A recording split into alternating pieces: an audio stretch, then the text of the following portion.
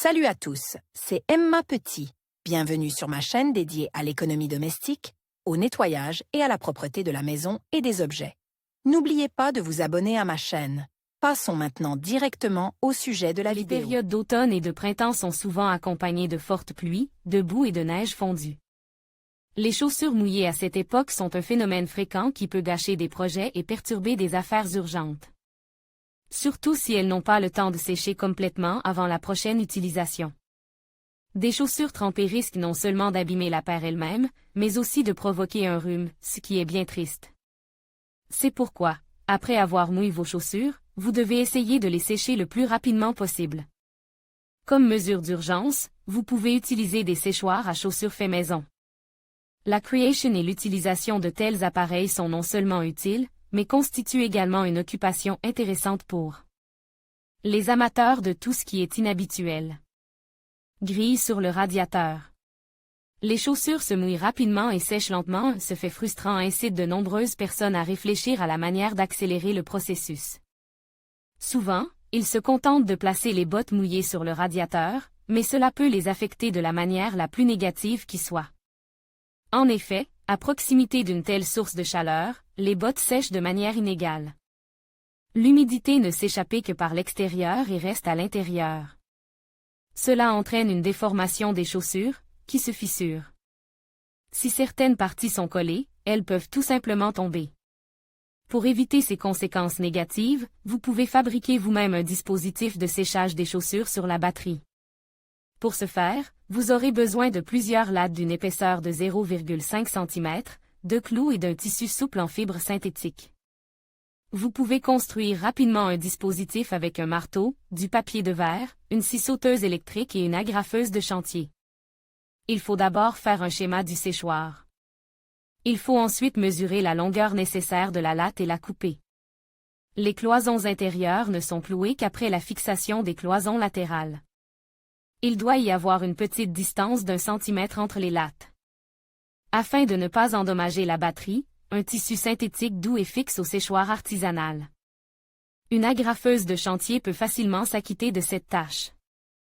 Pour fixer les lattes au radiateur, vous pouvez fabriquer des crochets avec des restes de bois. Cette méthode de séchage évite que la paire préférée n'entre en contact avec la surface du radiateur. Elle sèche donc uniformément, sans risque d'être abîmée. Important, ne suspendez le sèche-linge qu'à un radiateur bien fixe, afin que le poids de l'accessoire ne le brise pas. Séchoir électrique. Le principe de fonctionnement du séchoir électrique est le suivant, le flux d'air épulse dans un caisson doté d'un refroidisseur. Puis expulse par des tuyaux insérés dans les bottes. Extérieurement, il s'agit de deux petites structures reliées entre elles par un cordon, une fiche et un interrupteur. La création d'un tel dispositif est difficile, mais possible.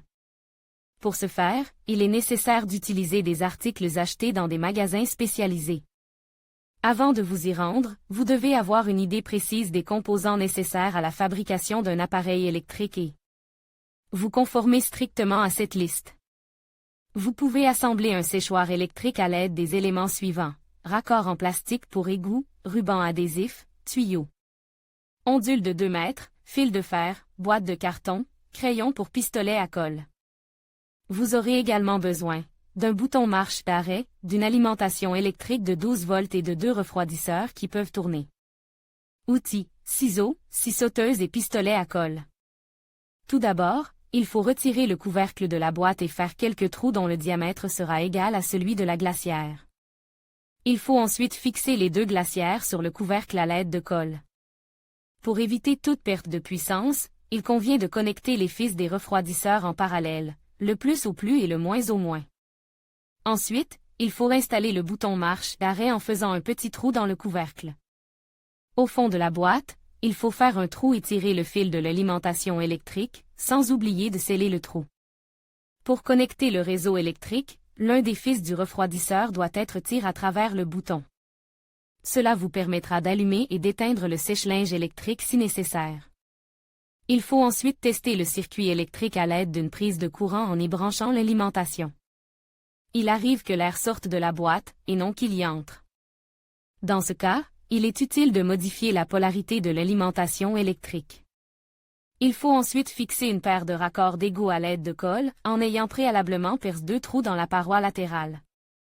Enfin, il faut couper le tuyau ondule en deux, puis fixer les parties du tuyau au raccord à l'aide de rubans adhésifs. Le séchoir électrique est prêt à l'emploi. Il est désormais facile de sécher une paire de chaussures mouillées. Il suffit de brancher le bloc d'alimentation sur la prise de courant, d'insérer les tubes dans les chaussures et d'appuyer sur le bouton marche et arrêt. S'il est utilisé correctement, un séchoir fait maison peut servir pendant plusieurs années. Parmi les avantages de ces appareils, on peut également noter le fait qu'ils consomment peu d'électricité. Important, lors de l'utilisation, il convient de prêter une attention particulière à la température du corps de l'appareil fait maison. S'il surchauffe, les chaussures en pâtiront. Séchoir souple.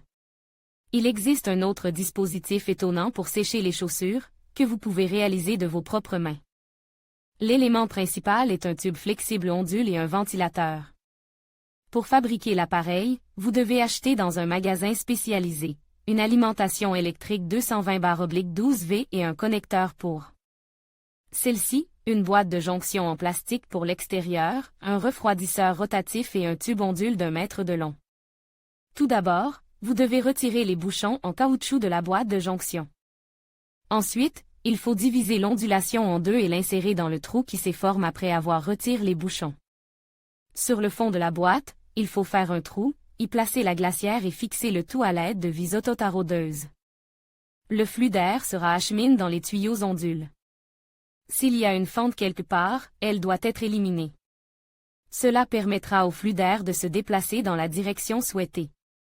Le séchoir souple est prêt à l'emploi. Il vous permet non seulement de redonner à vos chaussures leur aspect d'origine, mais aussi de préserver leurs propriétés qualitatives. Puisqu'ils sèchent de l'intérieur. L'utilisation est très simple, les deux extrémités du tube ondule sont insérées dans une paire de chaussures, puis l'appareil est mis en marche. Pour que l'appareil maison puisse remplir sa mission, il lui faut au moins 5 heures. Les chaussures doivent donc être complètement séchées pendant la nuit. S'il suffit d'un léger séchage ou d'une légère aération, l'appareil peut le faire en quelques heures. Le plus important est qu'il n'y a pas de surchauffe dans les chaussures et qu'aucune odeur désagréable n'apparaît. Si tout est fait correctement, l'appareil durera de nombreuses années. Recommande, plus d'informations. Le séchoir flexible est pratique à emporter en voyage. Qu'il s'agisse d'un chalet, d'un potager, de la pêche, de la chasse ou simplement d'une excursion à la recherche de champignons dans la forêt, l'appareil vous sera utile partout. Cela est rendu possible par le fait qu'il peut être connecté à l'appareil via l'allume-cigare de la voiture. Séchoir chauffant. Cette méthode est considérée comme l'une des plus efficaces. Il est assez difficile de fabriquer de ses propres mains un séchoir à chaussures à partir d'un système de chauffage. Pour ce faire, vous devez acheter dans un magasin de plomberie 7 tuyaux en acier d'une longueur d'1 mètre, 2 robinets à boisseau sphériques, ainsi que des tuyaux et des raccords en polypropylène. Il ne sera pas superflu non plus d'acheter un coupe-tube et un fer à souder pour tuyaux. Il faut d'abord souder une partie du tuyau et du polypropylène dans le système de chauffage, puis installer le robinet et le fermer. Il faut ensuite conduire le tuyau jusqu'à l'endroit où se trouvera le séchoir artisanal. À une distance de 2 mètres, une autre partie du tuyau est soudée à travers le raccord, un robinet est installé. Il faut s'assurer qu'il est bien ferme. Après ces opérations, vous pouvez acheminer la canalisation jusqu'à l'endroit prévu pour le séchage. Les tuyaux en acier doivent être soudés au raccord en polypropylène. Placez les éléments parallèlement les uns aux autres à une distance de 4 à 5 cm. Après avoir créé un circuit chauffe, il est nécessaire de le fixer au tuyau relié au système de chauffage.